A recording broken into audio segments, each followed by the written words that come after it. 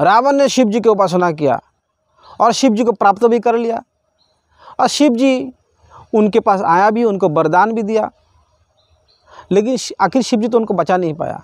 मैं ये बात नहीं बोलना चाहता, मैं बोलना चाहता हूँ, देखिए देवता की उपासना कैसा होता है। अभी शिव जी की उपासना करने के बाद भी उनके हृदय परिवर्तन नहीं हुआ। उपासना करके क्या मांगा कि हम जगत के ऊपर आधिपत्य विस्तार करेंगे, और दूसरा की पत्नी को चोरी करके लाया। शिव जी की उपासना करने के बाद भी उसके चित्त परिवर्तन नहीं हुआ। अरे हिरण्यकशिपु ब्रह्मा जी की उपासना किया, बहुत बड़ा तप किया, ब्रह्मा जी को उसको मजबूरी से आना पड़ा और उनको वरदान देना पड़ा। हिरण्यकशिपु बहुत चतुर था, इसने बोला रात को ना मरो, दिन को ना मरो, बाहर ना मरो, अंदर ना मरो, जमीन में ना मरो, आकाश में आसमान में ना मरो, किसी अस्त्र शस्त्र से ना मरो, और बिना अस्त्र से भी ना मरो, मनुष्य में ना मरो, और देवताओं में से भी ना मरो, ब्रह्मा के बना हुआ किसी भी सृष्टि से ना मरो। इस प्रकार वो पॉलिटिक्स करके सारे वर ऐसा ले लिया कि है वो सोच रहा है कि अमर ही हो गया। ब्रह्मा जी का इतना कठोर तप किया, ब्रह्मा जी को उसको मजबूरी से आना पड़ा, लेकिन आने के बाद भी उसका जो चेतना है बिल्कुल परिवर्तन नहीं हुआ। तो कैसा उपासना है, कैसा उपासना है? इसीलिए शास्त्र में बोलते हैं कि सर्वधर्मान परित्यज्य मामेकं शरणं भज। भगवान श्री कृष्ण गीता में बोलते हैं 18:66 बोलते हैं सर्वधर्मान परित्यज्य मामेकं शरणं, अर्थात समस्त प्रकार का धर्म परित्याग करके केवल मेरा शरण ग्रहण करो। अभी देखिए ध्रुव महाराज भगवान का शरण ग्रहण किया था। ध्रुव महाराज की इच्छा क्या था कि ये अपने पिताजी के पिताजी, अपने दादाजी से भी बड़ा राज्य प्राप्त करे, इनका ये अभिलाष था, और इस अभिलाष से वो भजन करने गया। भगवान श्री हरि उनको दर्शन दिया। दर्शन देने के बाद वो भगवान की स्तुति की। भगवान ने बोला कि वर मांगो, उन्होंने बोला कि हमें कुछ नहीं चाहिए,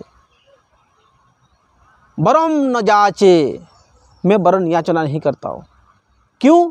क्योंकि हे प्रभु तम प्राप्त देवम मनिंद्र गुह्यम, आपको प्राप्त कर लिया, मुनियों की भी दुर्लभ दर्शन हमें प्राप्त हो गया, इसलिए मुझे कुछ नहीं चाहिए। काचम विचिन्नम अपि दिव्य रत्नम, मैं तो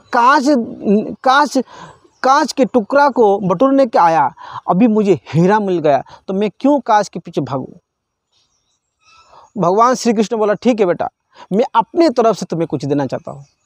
देखिए ध्रुव महाराज भी मांगा था, मांगने के लिए ही भगवान का भजन किया, लेकिन जब भगवान को प्राप्त किया, भगवान का दर्शन किया, भगवान की स्तुति किया, उनके मन में किसी प्रकार का वासना नहीं रह गया। दूसरा को छाताना, दूसरा को कष्ट देना तो बहुत दूर की बात है, वो खुद के लिए ही कुछ नहीं मांगना चाहते हैं। ये है भगवान को उपासना करने का फल, ये है कृष्ण उपासना का फल। कृष्ण उपासना आपको अंदर से निर्मल करता है, निर्मल पवित्र करते हैं, सदाचारी करते हैं। लेकिन देखिए देवी की उपासना करने वाला तांत्री मंत्री जो करते हैं वो तामसिक उपासना बोलते हैं, देवता की उपासना राजसिक उपासना बोलते हैं, भगवान श्री विष्णु की उपासना सात्विक उपासना बोलते हैं। तो ये उपासना सत्वगुण की उपासना सर्वश्रेष्ठ उपासना होता है। वहाँ से उपासना करके जीव शुद्ध सत्व में प्रवेश करते हैं, लेकिन राजसिक और तामसिक उपासना करके जीव शुद्ध सत्व में नहीं जा पाते हैं, बल्कि संसार में उलझ जाते हैं। तंत्र मंत्र करके लोगों को नुकसान पहुँचाते हैं। क्या करते हैं? और देवी लोग जल्दी नाराज़ भी हो जाते हैं, जल्दी प्रसन्न भी हो जाते हैं। ब्रह्मा जी ने हिरण्यकशिपु को वर दिया। हिरण्यकशिपु ब्रह्मा जी से वर लेके क्या क्या? दुनिया के हानि को पहुँचाया। रावण ने शिव जी से वर लेके क्या क्या? दुनिया के हानि पहुँचाया। तो ये देवता लोग भी कभी कभी फंस जाता है, भ्रम में पड़ जाता है। देखिए एक वृकासुर के नाम का एक राक्षस असुर था, उसको भस्मासुर भी बोलते हैं। उसने भी कठोर तप किया शिव जी का, और शिव जी ने उनको वर भी दे दिया कि जिसके मस्तक पे वो हाथ रखे वो मर जाए, वो भस्मीभूत हो जाए। तो परीक्षण के लिए वो शिव जी के मस्तक में हाथ रखना चाहा। ऐसा होता है पूजक, ऐसा होता है साधक। जो साधना करने वाला साधक वो अपने साध्य वस्तु अपने आराधक के ऊपर ही हाथ रखना चाहते थे। शिव जी बचने के लिए भगवान के पास गया। भगवान एक बामन के वेश में आकर के उसको छल करके उसके मस्तक में हाथ रखा करके उसको मार डाला। भगवान ने उसको रक्षा किया। ऐसा ही हिरण्यकशिपु को वर दिया, ऐसे ही एकदम से संसार में उत्पात मचाना शुरू कर दिया। तो देवता लोग भी कभी कभी भ्रमित हो जाता है, मिस्टेक कर लेते हैं और भगवान के पास वापस जाना पड़ता है। तो क्योंकि उनके पास कोई सॉल्यूशन परमानेंट, जब उनसे कोई सॉल्यूशन नहीं बनता है तो वो आखिर भगवान के पास ही जाना पड़ता है। हाँ, आराधना नाम सर्वेशाम विष्णु आराधनम परम। शिव जी बोलते हैं कि समस्त आराधना के सार है भगवान की आराधना करना, और उससे भी सार है उनके भक्तों की आराधना करना। ब्रह्मा बोलते हैं ईश्वर परम कृष्ण सिद्धानंद विग्रह अनादिरादि गोविंद सर्व कारण कारणम। गोविंद भगवान श्री कृष्ण अनादि की भी आदि, सर्व कारण के कारण, परम कारण, मेरा भी सृष्टि करता, मैं उनका भजन करता हूँ। ब्रह्मा ही जगत का सर्वश्रेष्ठ जीव। हमें ब्रह्मा का बात भी सुनना नहीं क्या?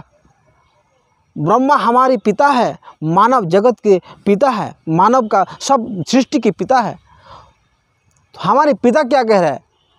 ईश्वर परम कृष्ण सच्चिदानंद विग्रह अनादिरादि गोविंद सर्व कारण कारणम। समस्त कारण के परम कारण भगवान आदि पुरुष गोविंद की आराधना मैं करता हूँ। हे बच्चाओं, तुम भी मेरा साथ साथ भगवान की आराधना करो। तो ये पिता अपने पुत्रों को शिक्षा दे रहा है, और शिव जी भी वही शिक्षा। लेकिन कुछ भक्त ऐसा होता है कि उनकी आराधना करके गलत फ़ायदा उठाते हैं। तो देखिए, हमें डायरेक्ट भगवान श्री कृष्ण की आराधना करना चाहिए। इसीलिए भगवान श्री कृष्ण भगवद गीता में बोलते हैं सर्वधर्मान परित्यज्य मामेकं शरणं व्रज अहं तां सर्वपापेभ्यो